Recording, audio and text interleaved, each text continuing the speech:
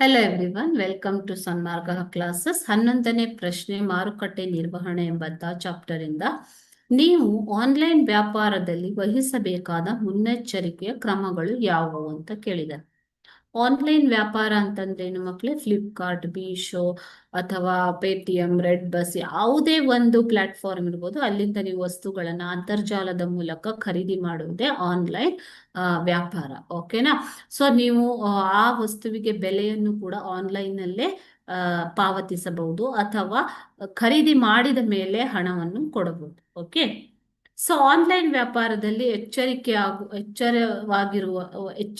ವಹಿಸಬೇಕಾದಂತಹ ಮುನ್ನೆಚ್ಚರಿಕೆ ಯಾವುದು ಅಂತಂದ್ರೆ, ವಸ್ತುಗಳು ಸುರಕ್ಷಿತವಾಗಿವೆಯೇ ಎಂಬುದನ್ನ ನೋಡಿಕೊಳ್ಳುವುದು, ಬೆಲೆ ಸರಿಯಾಗಿದೆ ಎಂಬುದನ್ನ ಪರೀಕ್ಷಿಸುವುದು, ವಸ್ತುವಿನ ಗುಣಮಟ್ಟ ಕ್ವಾಲಿಟಿ ಸರಿಯಾಗಿದೆಯಾ ಅಂತ ತಿಳಿದುಕೊಳ್ಳುವುದು, ಅಂತರ್ಜಾಲ ಪಾವತಿ ಮಾಡುವಾಗ ಎಚ್ಚರಿಕೆಯನ್ನ ವಹಿಸುವಂಥದ್ದು. ಯಾಕೆ ಅಂತಂದ್ರೆ ಅನೇಕ ರೀತಿಯಲ್ಲಿ ಮೋಸ ಹೋಗುವಂತಹ ಸಂಭವ ಇರುತ್ತೆ.